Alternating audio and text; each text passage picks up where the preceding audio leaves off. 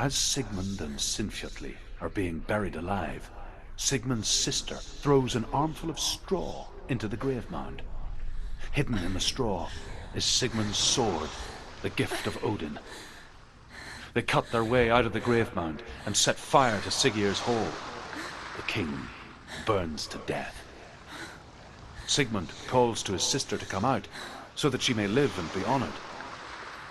She does come out, but only to tell him the truth. That she had slept with him, her brother, to beget a strong avenger. I am not fit to live, she says, and walks back into the fire. Strike vengeance from your heart, Senua, as there is always a heavy price to pay.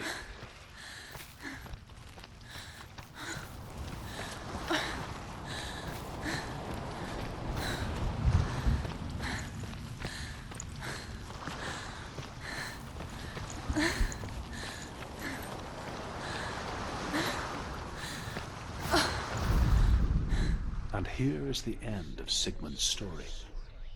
He was a fierce and great warrior who fought many battles. But one day, an old man came onto the battlefield. Although shadowed by a hood, Sigmund saw that he only had one eye. The man raised his spear, and Sigmund struck at it with his sword, but the sword shattered into pieces. Sigmund then knew that this was Odin, and thus that victory could not be his. He bowed his head and accepted his end. Dying, he tells his wife that she is with child, and that her son will one day make a great weapon out of the fragments of his sword. The sword named Gram.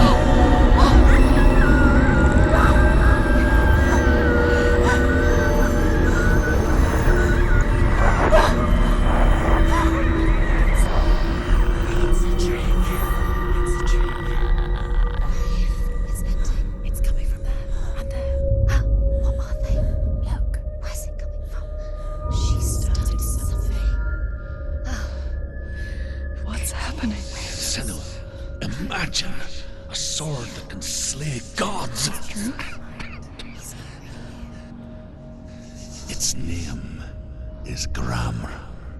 It was forged by the god of all Northmen, Odin, and gifted to Sigmund, a great warrior. I need this sword. It's important. Can you help me? The sword appears whole, but it is an illusion. It shattered into shards long ago. It is said a great warrior can reforge Gram by answering the trials of Odin, one for each shard. The roots of the Tree of Death will take you to new lands, where you will face the trials. Go to the shards. Go to the shard. Go to the shards. What's the shard? Find it. It's the metal runestones. Where is it? Find it. There it is. Focus. There's the shard. Focus. Focus. Use your eyes. Look. Get closer. What can you see? A king in the north forced the dwarves to make a sword that would never fail and never rust, and that would slice through iron and stone and bring victory to its bearer. But the angry dwarves cursed it. It would be the death of a man every time it was drawn, and it would be the death of the king. Let me tell you about the sword Tyrving.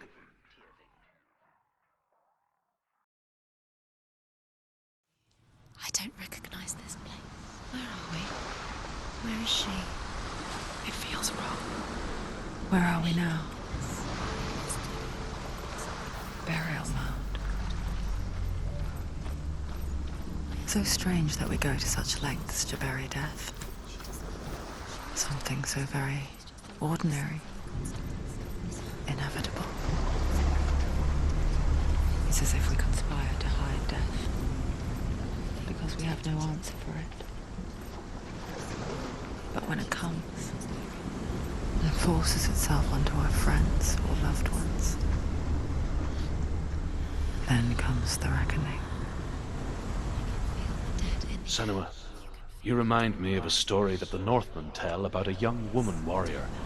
Her name is Herver, the daughter of a berserker, born after he was killed. She's a wild, willful child who teaches herself to fight with weapons. When she learns where her father is buried, her only desire is to reclaim the treasure buried with him, but above all, the sword, Tyrving.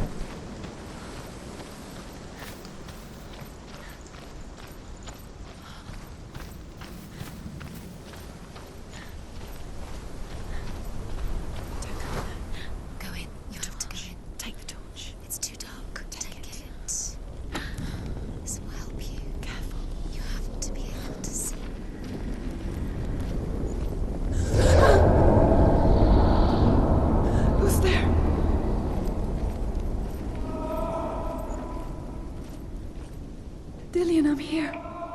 I'm here for the trials. Like when we first met, remember?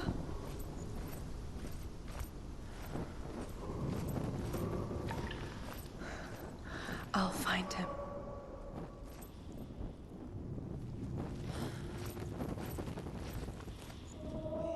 What's that? Did you hear that? Nothing. Was that voices? Is that his voice or the voice of the dead? Not Dillion. Dillion's calling to you. Can you hear him? Where is he? He sounds like he's getting further away. Have you lost him? You're going the wrong way. Are you lost, and have you lost him? Where are you? Turn left. Turn right. Over this way. What was that? This way. Follow this way. Nothing. Where are we? Herver disguises herself as a man to join a band of warriors, and soon becomes their leader. When they come to the island where her father is buried, her men do not want to go ashore.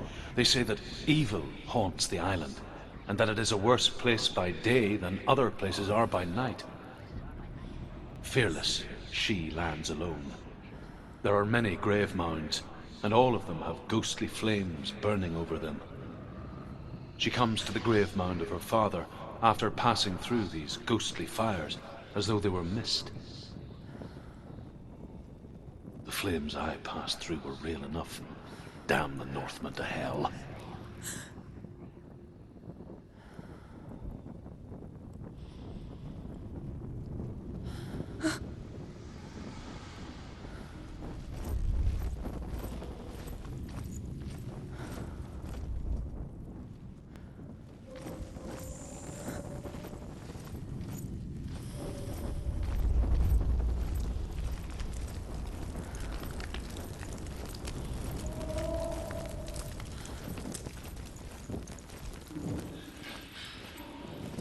Don't touch the walls. You don't know what they might do. Turn back. She has to keep going. It's not safe here. She has to keep going. If you go down there, no one can save you. It's too scary. I can hear him.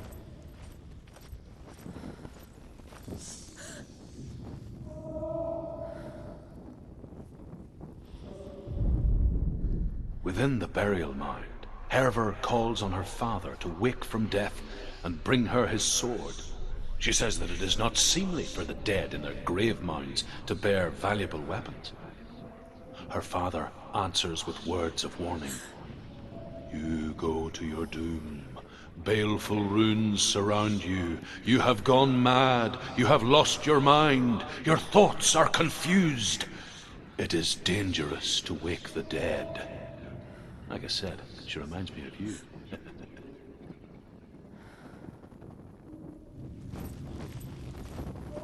The voice is getting louder. Listen. Dillian. Listen, listen, listen. It's him. Listen. It's getting louder. There he is. Keep going. Senua, follow the voice. You're nearly there. Dillian. It's him. He's going to save you. Find the voice. Find him.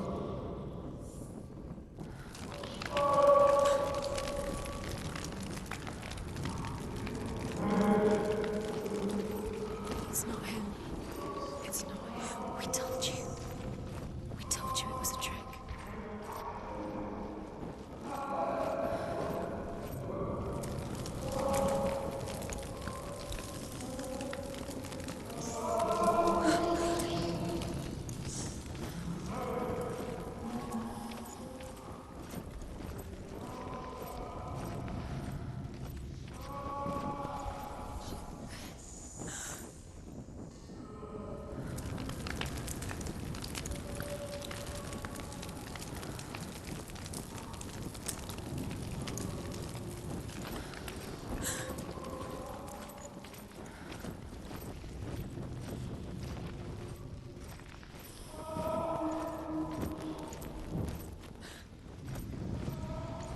That voice doesn't sound like Dillian What's anymore. happening? It's not him, it can't be. What's that sound? The voice is changing. That's not Dillian. That doesn't sound like Dillian. It sounds like something more dangerous. Something is here. Something is in Herver ignores her father's warnings. The grave mound opens, and it seems to be full of fire. Again, Herver demands her inheritance, but her father warns her that the sword is cursed and would be the bane of her family. But he relents and brings her the sword. She leaves the island with it, but the curse holds true, and death would follow in the years to come. And so, Senua, the misdeeds of a father have cursed his daughter.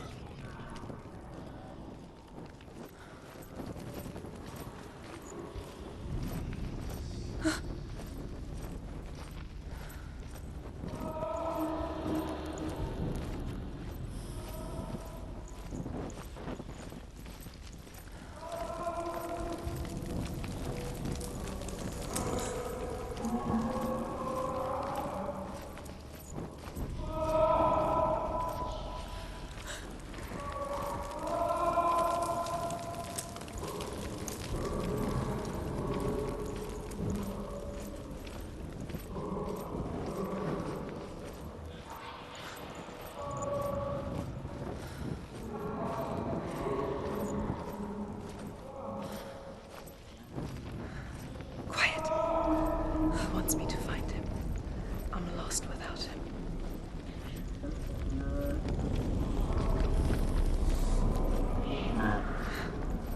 That voice. It's not Dillian.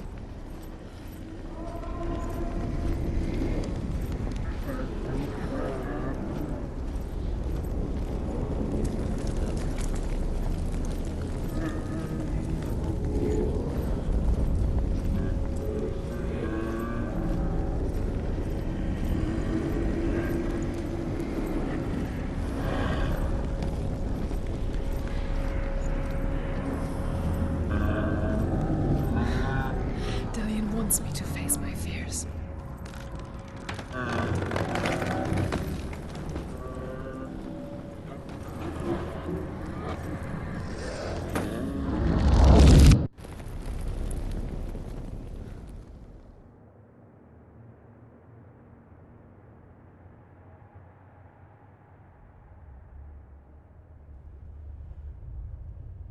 Father?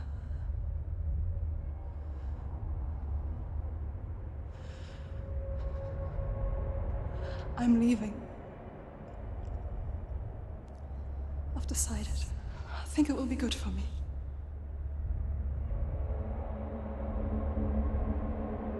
It's the darkness. It's speaking through No, you. Dad, it's me. I think I can beat it. In my own way.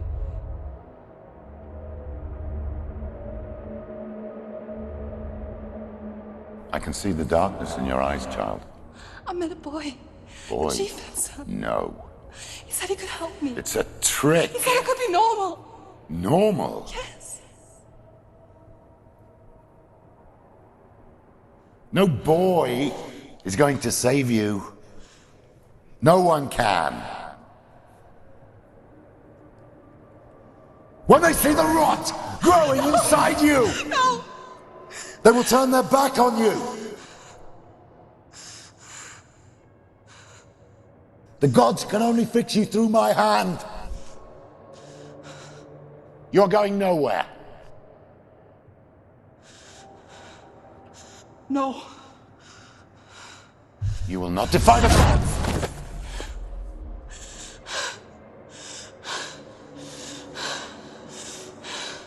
Come, child, take my hand. Come. Senua. I am leaving! You cannot escape the darkness. Your curse will make everyone suffer. You will have blood on your hands!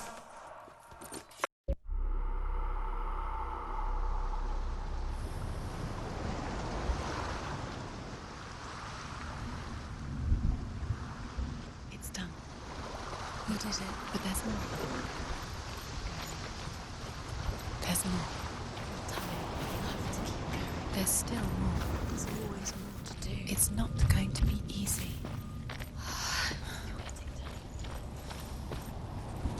Can you do another one? It's too much. Have you got the energy? She hasn't got the energy. No. Too much to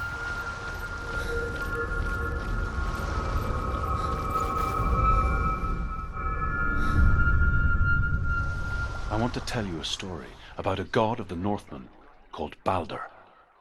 The second son of Odin. He was beautiful, good, and wise. He was fair of feature, he spoke fair words, he gave fair judgments. Light shone from him. Only good things were told of him. Yet he was the first of the gods to die.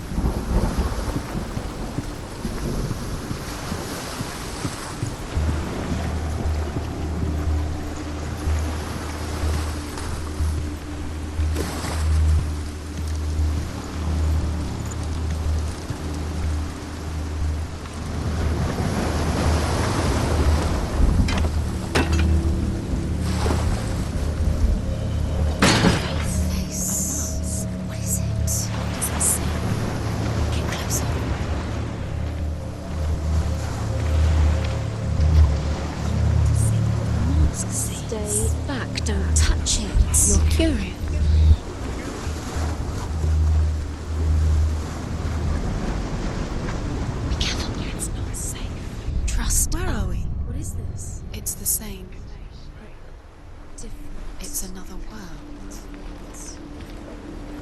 It's lighter. It's nicer. I like the bridge. It's not broken. It's fixed. What happened? The bridge is fixed. Let's cross it.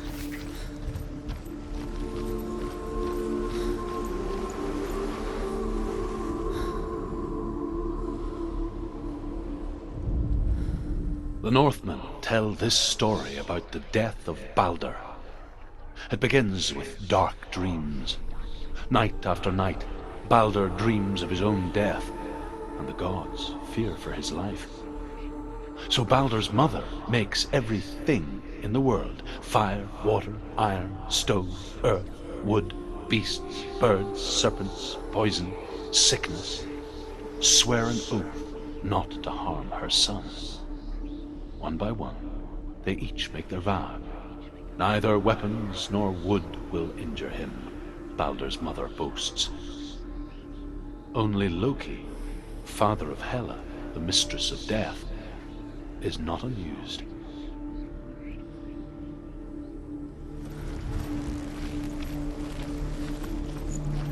Dillion is in there. Don't forget. You can feel it. You need the runes to fight Dillion. You need Dillion. He's waiting for you. He always said he's close. He cares about you. He's close. He loves you. Calling you. Dillion. Dillion, we're here. Dillion. We're nearly here.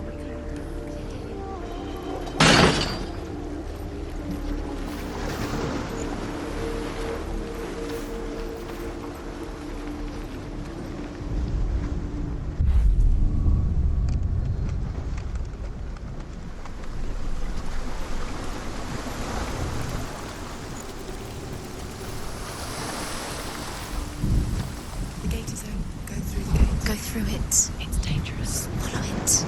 What's behind the gate? Where will it take you? It's not safe.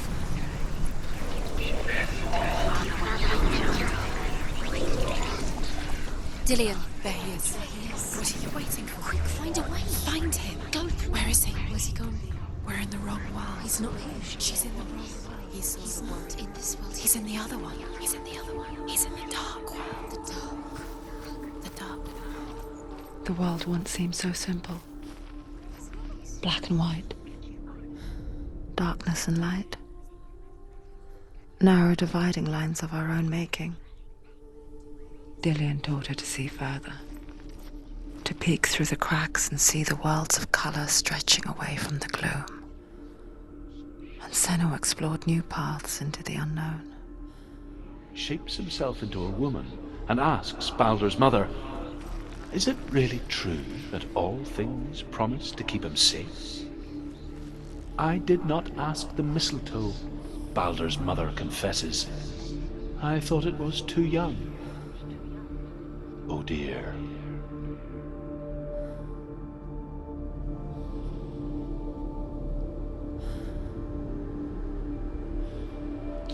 He was the only one she could trust. Could she trust him?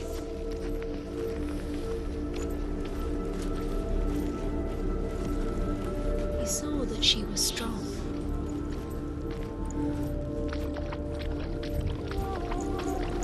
You can't go up there. You can't go up there. Not in this world. No, not in this world. You can't.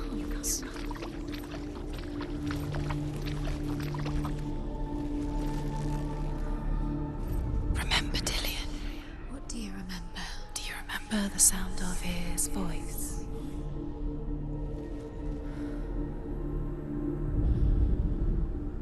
Do you remember what it was to touch him?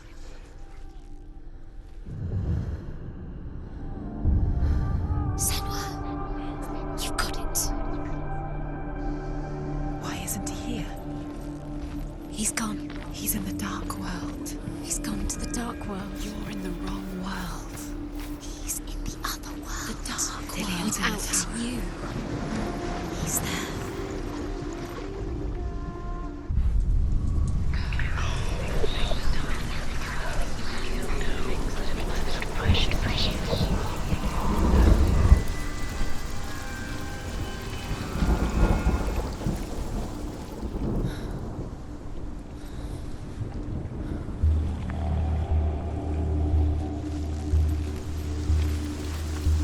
There's no chance for love now. Nobody will love you again. Ever again. Look what happened to the things we love.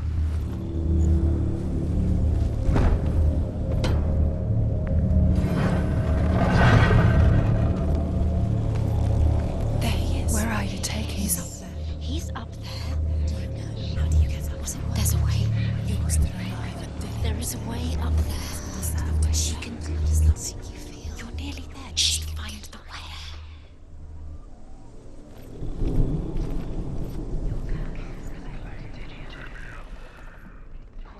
Poor Dillian.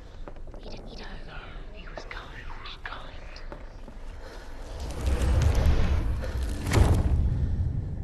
The curse is strangling you just like it strangled him.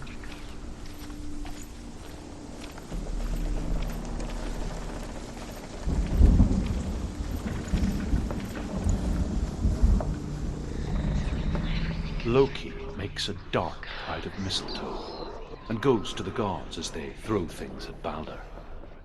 The blind god, Huth, was there. Loki asks him why he wasn't taking part. Huth says, I cannot see where Balder stands, and even if I could see him, I have no weapon. Loki replies, here is a wand. I will tell you where he stands. And Huth throws the mistletoe at Balder. It pierces through him, and to everyone's horror, Balder is killed. And for this, Huth is slain. She is pure darkness.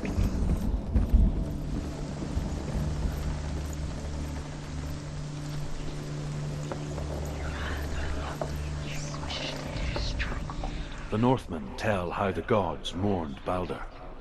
His body was to be burnt on his ship, but they could not manage to push it into the sea, and sent for a giantess to do it. She comes riding a wolf and has vipers for her reins. She pushes Balder's ship into the sea with such force that the ground shakes and the rollers burst into flames. When Balder's wife sees his body carried onto the ship, her heart bursts with grief, and she dies. She's put next to her husband, and the pyre is lit, sending the dead to hell. But even so, the gods cannot accept his death.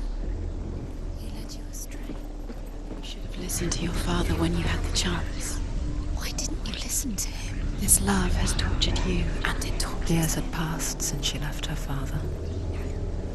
She trained hard alongside her friend, Dillian. She saw things no one else could.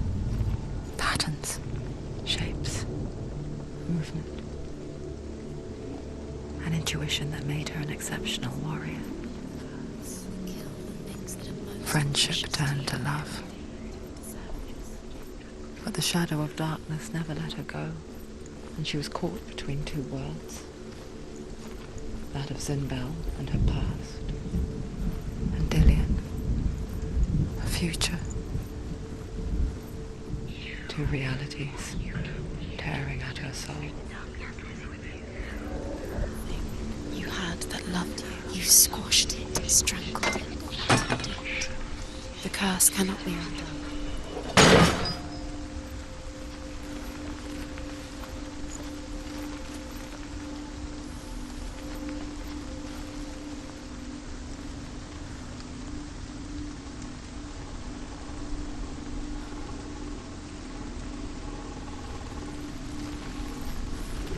Nobody will love her now. Can you remember what love feels like? Look what happens to the Everything things she loves. She destroys the things she loves.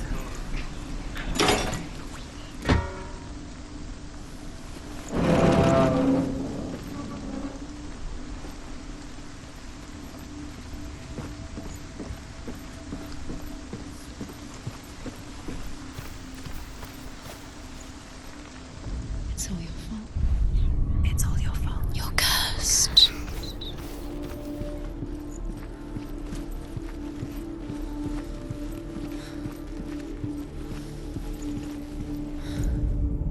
Overcome with grief, The gods send Hermod to ride to Hell and ask Hela to let Balder return home.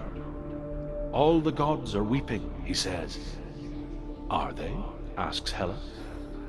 We shall see if he is truly missed. If everything in the world will weep for him, he shall go back to the gods. But if even one thing refuses, Balder stays with me.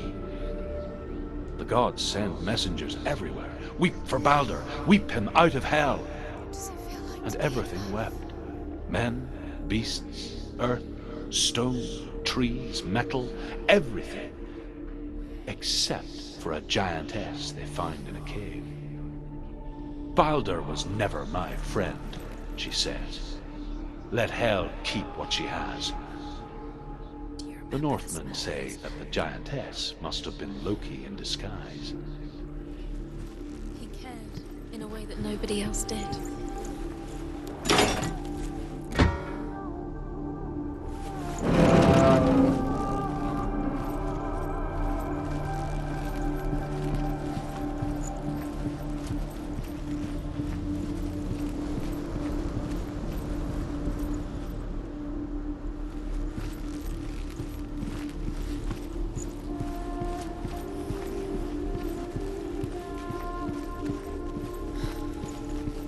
He was the only one that really loved her.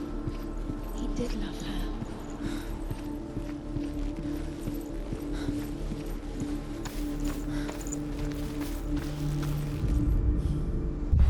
Your ghost doesn't know who killed him, but we do.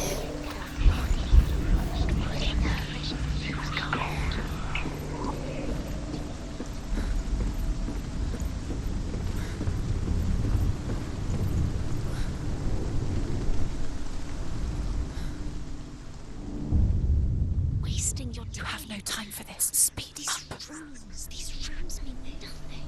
It's all part of everything has broken. They trials to distract you with your love because he believed in you. Now they're going to watch you fall. What if these trials mean nothing? He's laughing at you. What if they take you no closer to Dillion? You're letting this get in the way. If they were just to tire you out, make you weak before the battle.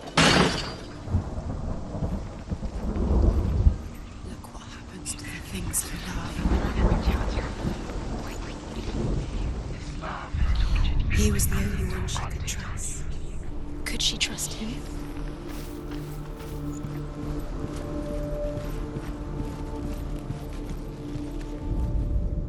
The Northmen tell how the gods punished Loki for Balder's death.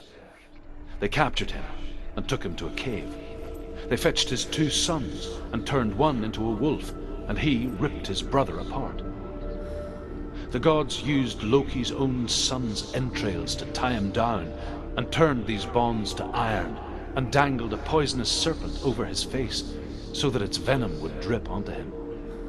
Each time the venom drips onto Loki's face, he writhes in agony. The Northmen say that is the cause of earthquakes. A reminder, perhaps, that if even gods must accept death, then so must we.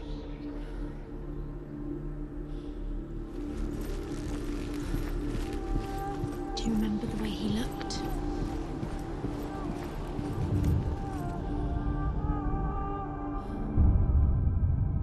What if this is pointless?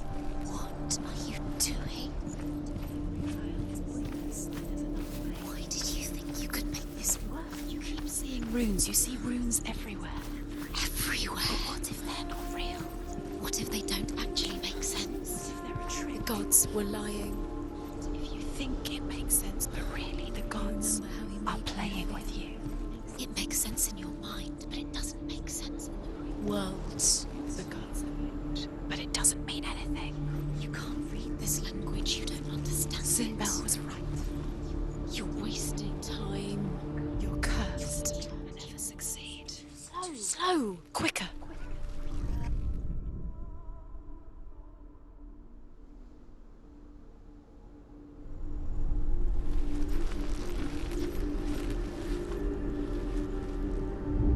He's the reason she's alive at all.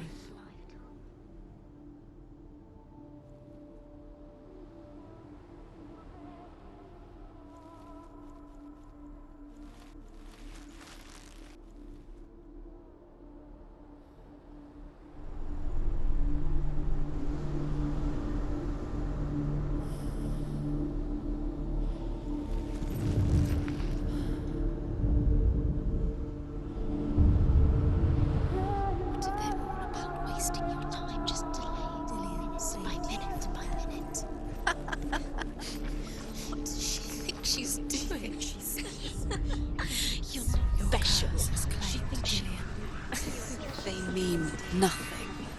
They didn't know Smash was coming. The gods are just toying. What if the gods are laughing at her? Messing with her? It wouldn't be the first time. Dillion!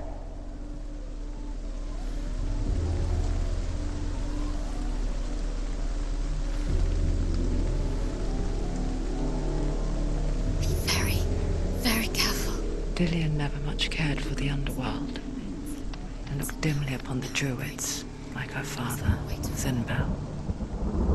I guess he took after his father, a chieftain who believed nothing he couldn't see, and he happened to be blind. She felt safe in Dillion's arms, learned to see the world through his eyes. And slowly, the darkness that had bound her so tightly began to unravel. You're going to fall, careful. No, she's not. She's not going to fall. She's strong. She's steady. She can do it. You can do it, Senua.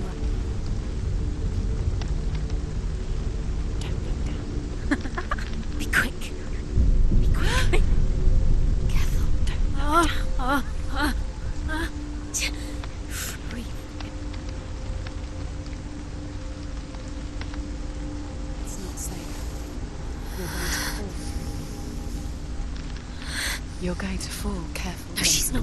She's not going to fall. She's strong. She's steady. She can do it. You can do it, Senua. There he is. Be careful. Go to him. Go to him. That's it. Quicker.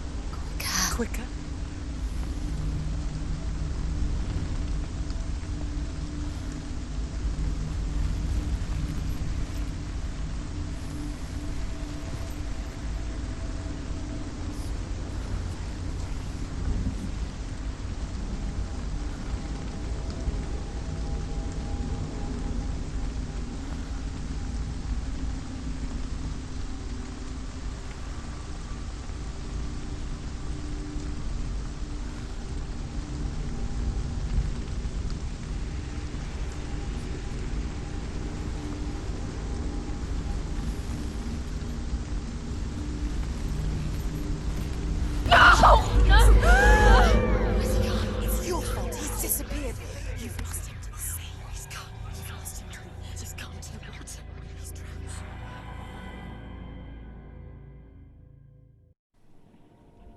Senua, your father cannot understand your darkness. He cannot see through your eyes. No one can. My own father was born blind. Doesn't have the faintest idea of what the night looks like. The word dark to him means as little as the word light. So someone is afraid of the dark. Should we fix them by taking away their sight? Would you give up the beautiful world that you, and only you, can see just to be rid of your nightmares?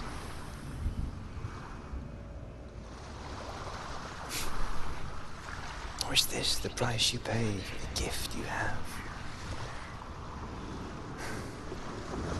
A gift that makes you so special in my eyes. Just another part of the person I love.